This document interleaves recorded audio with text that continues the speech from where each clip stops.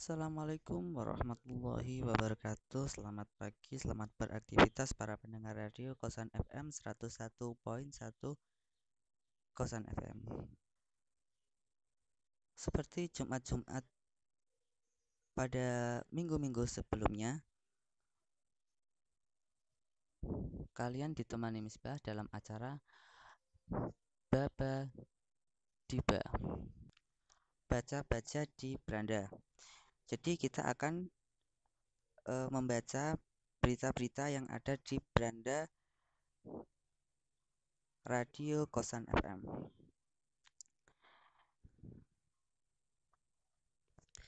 Berita pertama yang ada di beranda Kosan FM adalah sidang putusan gugatan pengurus PSHT 2017 ditolak. Berita ini ditulis pada hari Kamis 18 Juni 2020 pukul 22.14 waktu Indonesia Barat. Madiun, sidang online putusan gugatan perdata pengurus Yayasan Persaudaraan Setiahati Teratai atau biasa disebut PSHT Perluh 17 digelar di Pengadilan Negeri Kota Madiun. Sidang sempat 4 kali diskors. Ya, tadi sempat terjadi trouble jaringan internet sehingga kami skor sidang. Terang Humas Pengadilan Negeri Kota Madiun, Endarto Raja Amai saat dikonfirmasi wartawan Kamis sore.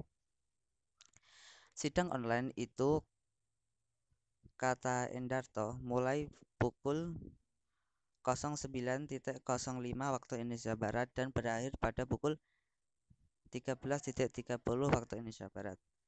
Hasil putusan menolak gugatan pengurus Yayasan Persaudaraan Setiahati Teratai tahun 2017. Pengurus 2017 sebelumnya menggugat pengurus Yayasan PSHT tahun 2016. Sidang telah selesai dan dengan putusan menolak gugatan karena dengan alasan saat ini masih belum selesai sidang kasus yang sama di yayasan, imbuhnya. Ketua Majelis Hakim, Hastuti, dalam sidang menyebutkan dalam sengketa pengurusan Yayasan PSHT, nama penggugat yakni Andreas Eka Sakti Yudiawan. Sedangkan pihak tergugat yakni Raharjo Basuki Wiono.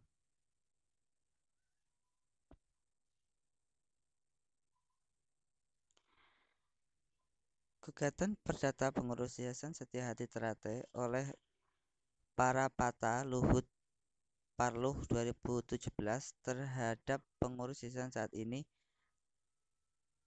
Perluh 2016 nomor perkara 36 garis miring PDT titik G garis miring 2019 garis miring PN Madiun oleh hakim ketua dan anggota hakim, ujar Hastuti. Gugatan para penggugat dan tergugat tidak dapat diterima karena gugatan yang sama belum ada putusan kasasi Mahkamah Agung, imbuhnya. Atas putusan ini, Majelis Hakim memberikan waktu 14 hari untuk berpikir terhadap banding sementara kuasa hukum PSHT Perluh 2017, Sukriyanto, mengatakan pihaknya akan bermusyawarah dengan pengurus 2017. Tadi putusannya itu yang pasti no. Gugatan tidak dapat diterima karena majelis menganggap bahwa gugatan terlalu dini diajukan karena masih ada kasus yang sama.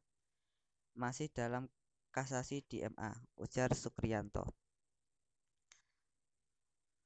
Ribuan pesilat dari pengurus Yayasan Para Tahan Luhur atau Parluh 2017 memadati Padepokan PSHT Pusat Madiun yang ada di Jalan Merak. Sementara kantor Pengadilan Negeri Kota Madiun tampak dijaga ketat agar tidak ada pengerahan pesilat.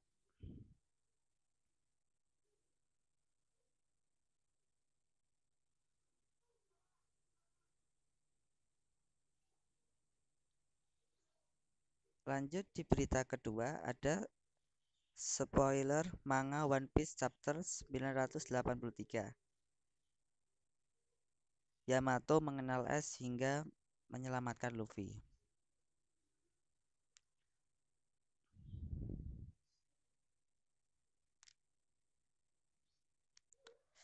Manga One Piece chapter 983 dijadwalkan rilis pada hari Minggu tanggal 21 bulan 6 2020.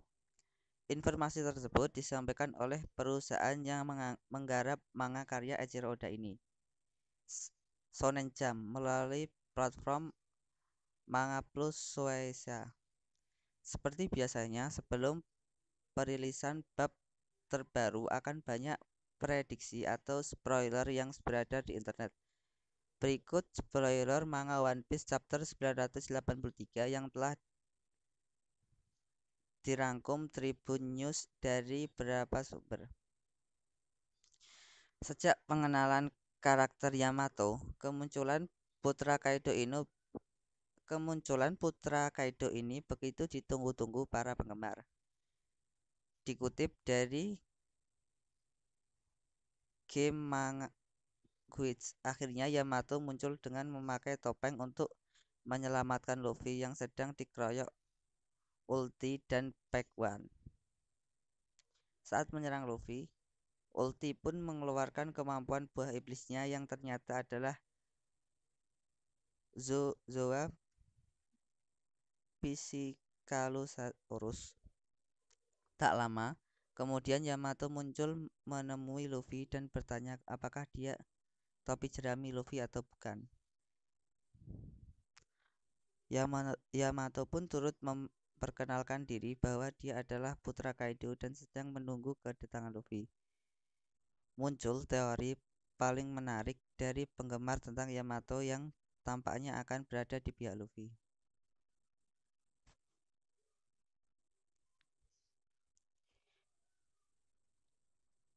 Dikutip dari International Business Times, Yamato diperkirakan mempunyai hubungan dengan kakak Luffy, Portgas DS. Teori tersebut berdasarkan pada cerita di bab awal Arcs Wano Kuni mengenai perjalanan singkat Es di negeri para samurai tersebut.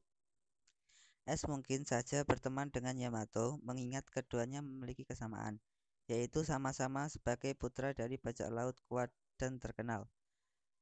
Penggemar berspekulasi alasan Yamato tidak menyukai sang ayah, sama dengan alasan Es membenci Gold Roger. Muncul pula kemungkinan bahwa Es telah memberitahu Yamato tentang Luffy, hingga Yamato mempunyai keinginan bertemu Luffy dan menunggu di Onigashima. Diketahui pada bab sebelumnya Yamato telah menguntit Jinbei dan Robin. Yamato digambarkan sebagai sosok yang ramping dan memiliki lengan panjang.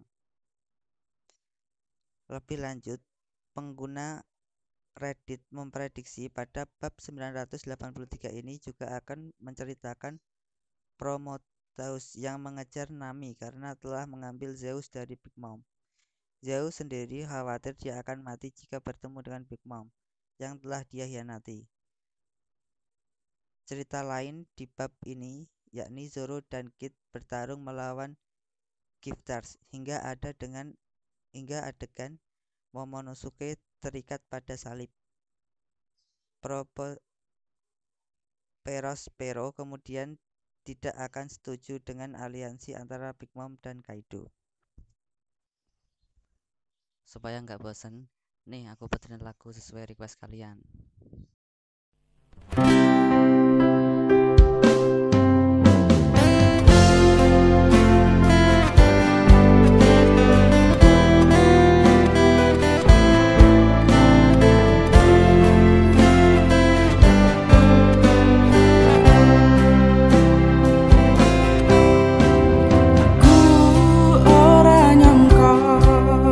Bakal ngene akhire tak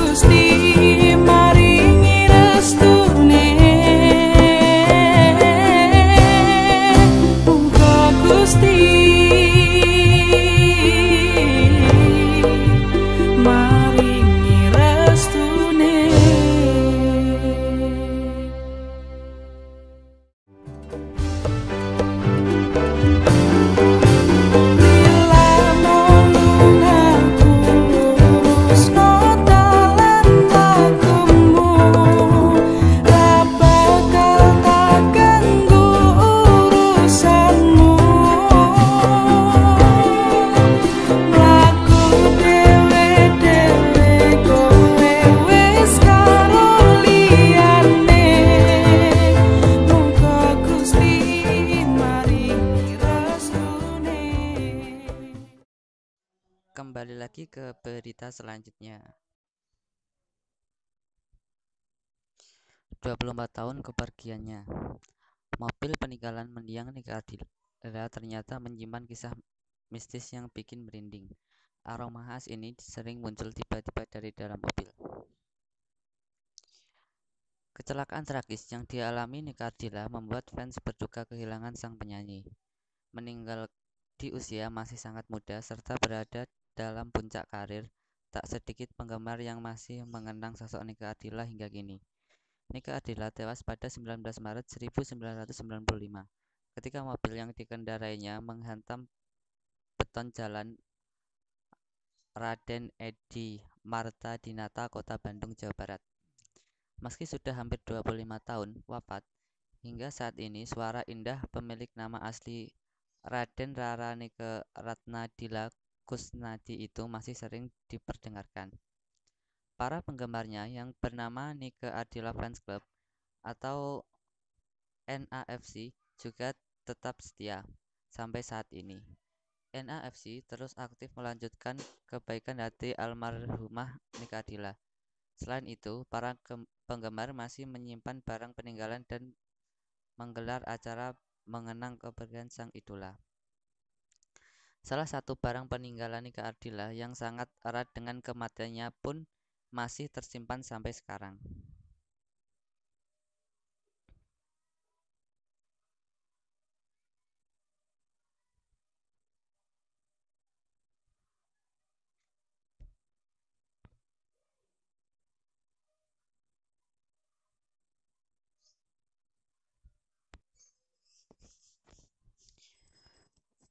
Barang tersebut berupa mobil peninggalan Nika Ardila yang terakhir kali dipakai ketika kecelakaan di Jalan R.E. Marta Dinata, Bandung tahun 1995 silam. Mobil bekas kecelakaan yang merenggut nyawa Nika Ardila itu sengaja disimpan dan dirawat oleh penggemar beratnya, Lia Natalia, Emma Amrin. Pengurus Nika Ardila Fans Club pun sempat menunjukkan kondisi mobil bekas yang penyanyi setelah 24 tahun. Setelah 24 tahun, mobil bekas kecelakaan Nika Ardila dilindungi dengan kain penutup dan terlihat sangat berdebu karena hampir tak pernah dipakai. Mobil yang dulunya hancur karena kecelakaan dahsyat itu sudah kembali utuh meski tak bisa jalan lagi. Sang pemilik memang sengaja membeli mobil bekas Nika Ardila itu hanya sekedar pajangan dan kenangan. Emma Amrin mengaku pernah mengendarai mobil bekas kecelakaan Nika Ardila bersama penggemar lainnya sebelum rusak total.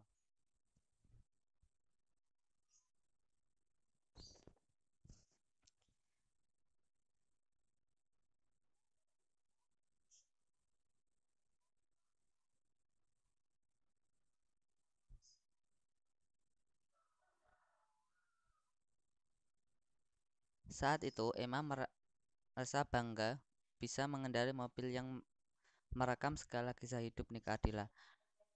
Pada beberapa momen, Emma merinding karena merasa masih ada sosok Nika Ardila di dalam mobil tersebut. Tapi ia justru tidak takut karena bangga dan turut sedih membayangkan akhir hidup tragis Nika Ardila. Saya pernah juga naik mobil ini dari Bandung ke Jakarta. Pas pertama naik mobil ini merasa bangga banget dan sedikit merinding. Karena inilah mobil yang dikendarai Nika Ardila waktu kecelakaan. Cuman nggak takut, bangga banget dan merasa almarhumah ada di dalam mobil ini, ungkap Emma Amrin pada satu kanal YouTube. Meski begitu, Emma Amrin tak menutupi bahwa pernah ada kejadian aneh dan mistis ketika membawa mobil Nika Ardila dalam acara pameran. Saat itu, Emma bersama sejumlah penggemar Nika Ardila lainnya mencium ada bau bunga melati di dalam mobil bekas Nika Ardila.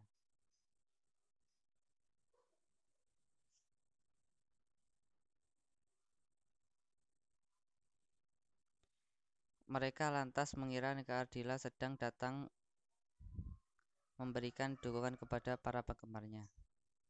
Waktu juga pernah kejadian di pameran Blok M Mall pas kita lagi di mobil ini dan di sekitar mobil ini ada bau bunga melati. Terus ada yang bilang mungkin tetehnya datang, tuturnya. Seperti yang diketahui Nika Ardila meninggal dalam kecelakaan bersama asistennya, Sofiatun. Saat itu, Nika Ardila hendak pulang ke rumah dini hari dan sempat mampir mengantarkan temannya ke Hotel Jayakarta pukul 04.30 waktu Indonesia Barat. Pada saat itu, sekitar pukul 23.00 waktu Indonesia Barat, berangkat dari rumah menuju ke Studio S, tapi acara sudah closing. Akhirnya dilanjut lagi ke diskotik Polo di Asia Afrika hingga pukul 02.00 malam, kata Alan Yudi, kakak Nika Ardila dikutip dari Tribun Jabar. Setelah mengantar temannya dari Hotel Jayakarta, itulah Nika Ardila menyebut mautnya setelah merasa ada yang membuntuti di belakang. Dari Hotel Jakarta itu, kejadian sekitar pukul 05.30 waktu Indonesia Barat di Jalan Riau, sekarang Jalan LLRE Marta Dinata. Nike mau nyalip, di belakang ada yang nguntit, di depan ada mobil menghindar, ngambilnya terlalu kiri hingga nabrak pohon kecil, lalu menabrak bak sampah, ujarnya. Kini lokasi tempat kecelakaannya Nika Ardila juga menjadi tempat bersejarah. Terpampang poster wajah Nika Ardila di tembok tempatnya kecelakaan.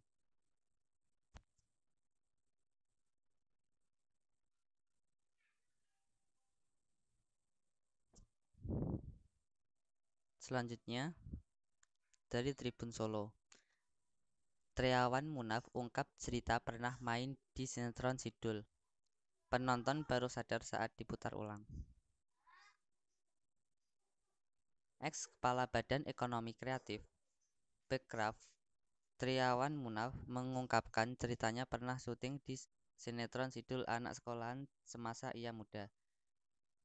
Bicara salah satu sinetron legendaris yang pernah tayang di Indonesia, jangan lupakan sinetron berjudul Sidul Anak Sekolahan. Sidul Anak Sekolahan adalah sinetron Indonesia yang pertama kali ditayangkan oleh stasiun TV RCTI pada tahun 1994. Disutradarai dan dibintangi oleh Rano Karno sebagai Dul, sinetron ini berkisah mengenai kehidupan Dul dan keluarganya. Keluarga Betawi yang tetap mempertahankan nilai-nilai tradisional meskipun hidup di tengah-tengah arus perkotaan dan modernisasi. Sinetron Sidul Anak Sekolahan ini terdiri dari 162 episode dan 7 musim. Untuk kisahnya sendiri merupakan versi modern dari novel Sidul Anak Betawi karya Aman Datuk Madjoindo dan film berjudul sama yang disutradarai Juman Yaya pada tahun 1972. Selain Rano Karno sebagai pemeran utama, sinetron ini juga dibintangi oleh Maudy Kusnaidi, Cornelia Agatha, Aminah Cendrakasih, dan Mandra. Meski sinetron ini sudah tamat, namun rindu penonton bisa terobati, sebab sinetron Sidul kini ditayangkan ulang di stasiun televisi RCTI. Rupanya saat sinetron Sidul ditayangkan ulang, sejumlah penonton menyoroti beberapa wajah pemain yang familiar. Dan tak disangka-sangka, dalam sebuah adegan mereka melihat sosok Triawan Munaf. Ya, siapa sangka ayah Sharina Munaf ini pernah ditawari syuting Sidul Anak Sekolahan. Banyaknya penonton yang penasaran tentang sosok dokter di sinetron Sidul. Triawan pun mengungkapkan ceritanya. Saya pernah jadi dokter. Setiap tahun sejak 2006 ada saja yang menanyakan pada saya tentang kesan mereka atas kemiripan saya dengan pemeran dokter di salah satu episode Sidul Anak Sekolahan. Karena rupanya hampir setiap tahun episode ini diputar ulang di RCTI. Termasuk beberapa hari terakhir ini banyak yang menanyakan hal yang sama. Karena mungkin banyak yang belum lahir di tahun 1995 itu, tulis Triawan. Ia lantas melanjutkan, saat itu ia memang diajak Rano Karno untuk syuting. Setelah Babe Sabeni diceritakan meninggal dunia, akhirnya peran yang dipilih Rano Karno untuk Triawan Munaf adalah sebagai dokter. Triawan yang tak memiliki bakat akting kala itu mengaku sangat grogi syuting sinetron sebesar Sidul Anak Sekolahan. Tapi ia tak mampu mengecewakan Rano Karno. Jadi begini, tidak lama setelah pemeran Pak Sabeni, yaitu Bang Benyamin Sueb yang legendaris itu wafat pada tanggal 5 September 1995, kawan saya Mas Rano Karno mengajak saya ikut berperan sebagai dokter yang menyebarkan berita duka ini kepada Sidul. Saya yang belum pernah berakting satu kali pun grogi juga. Tapi karena ini adalah sinetron yang paling top pada zaman itu, saya pikir kapan lagi kesempatan menarik ini datang lagi kalau tahun tidak diambil. Selain itu, pengalaman hidup bahwa pernah main sinetron yang bukan sembarang sinetron. Serial Sidul Anak Sekolahan ini rating penontonnya memecahkan rekor tertinggi. Sejauh ini kabarnya Sidul Anak Sekolahan adalah sinetron Indonesia terlama yang ditayangkan di televisi dengan 7 musim dan 162 episode hingga musim ke-7. Info lengkap tentang sinetron Sidul Anak Sekolahan bisa disimak pada laman Wikipedia.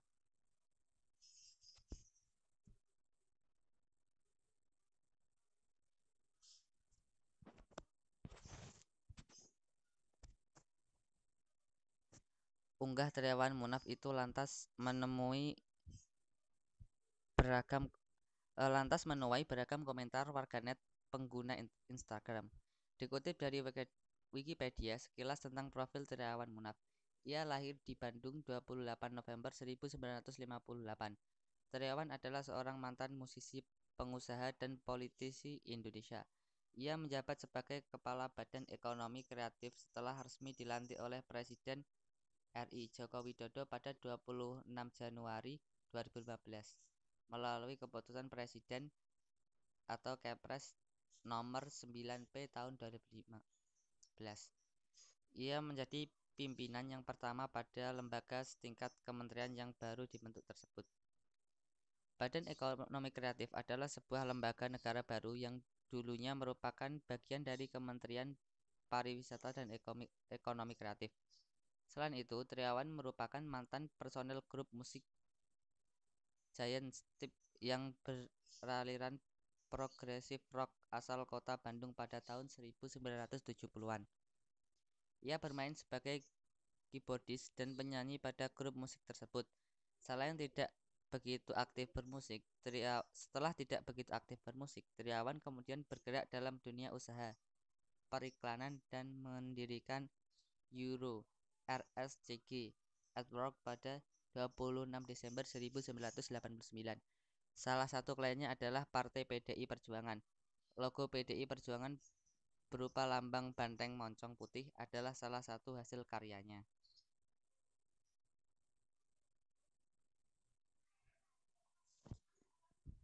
Berita selanjutnya adalah Boruto 47 mengungkap jawaban soal hubungan Kashin Koji dan Jiraiya.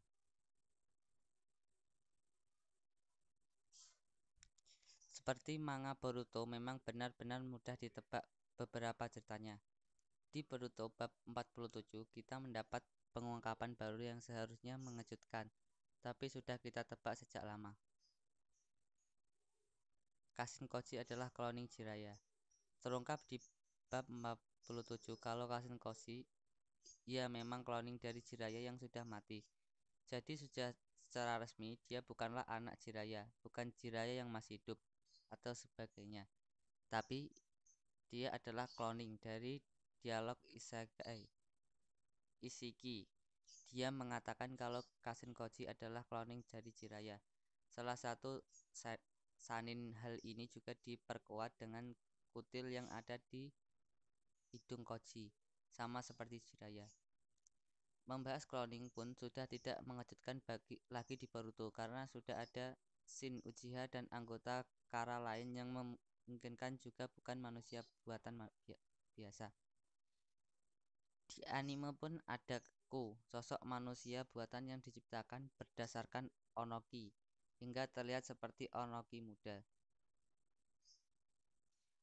2. Pendapat menarik Isiki. Ternyata Isiki Otsuki mengenal Jiraiya. Isiki menyebut Jiraiya sebagai pria dengan takdir besar. sebuah bintang perubahan. Baru kemudian Ishiki menyebut Kashin Kochi sebagai cloning Jiraiya.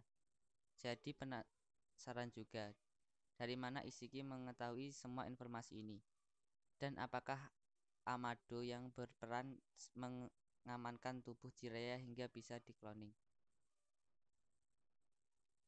3. Anggota Kara lain juga kemungkinan kloningan. Karena Kashin Kochi sudah resmi kloningan dari Jiraiya, besar kemungkinan anggota Kara terdalam lainnya juga manusia kloningan. Bukankah anggota seperti Delta adalah manusia buatan dari Kochi? Kita bisa mendapatkan dua teori berbeda lainnya. Bisa juga mereka seperti Kashin Kochi yang menjadi kloningan dari manusia yang dulu pernah hidup, yang kemungkinan mereka tidak terkenal sumber cloning Kochi. Delta terutama ada kemungkinan merupakan cloning dari seorang yang penting untuk Amado. 4. Bagaimana cloning Jiraiya dibuat? Ini juga yang menarik dibahas, bagaimana cloning Jiraiya dibuat sehingga menjadi Kashin Kochi. Pertama, namanya cloning pasti membutuhkan DNA dari objek cloningnya. Kalau berdasarkan mayat Jiraiya, saya masih memegang teguh penjelasan Kabuto kalau mayat Jiraiya ada di bagian dasar laut, sehingga sulit diambil dan tekanannya kemungkinan besar menghancurkan mayat Jiraiya. Berdasarkan dari yang sama, kemungkinan Amado dari Ishiki mendapatkan DNA Jiraiya bukan dari mayatnya, lalu dari mana? Ini menariknya, bisa jadi dua hal, Jiraiya pernah berhubungan dengan anggota Kara di masa hidupnya, atau mungkin orang yang dekat dengan Jiraiya seperti Orochimaru misal, justru pernah berhubungan dengan Kara.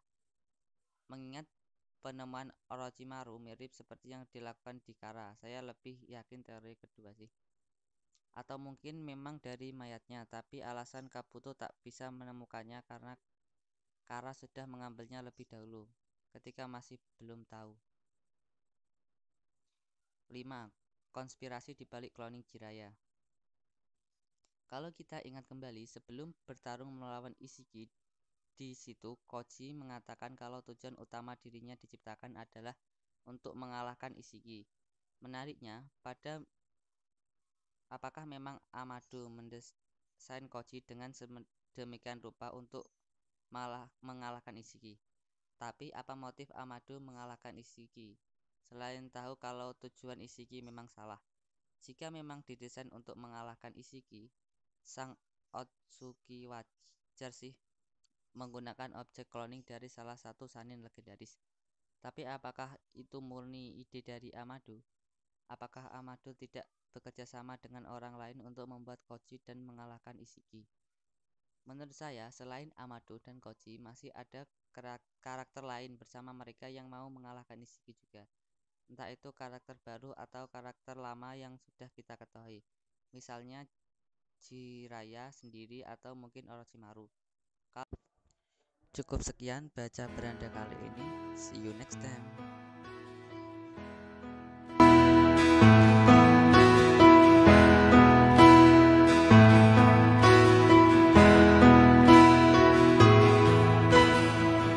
Tembang iki tak gawe mung kanggo kowe, sing paling tak tenani nganti saiki. Tumetese banyu moto iki, sing dadi saksi sumpahan janji sehidup semati. Sampai kapan kau buktikan tresno tulus yo mung kanggo aku. Sampai mati kan ku pastikan marko mung kowe sing tak tresnani.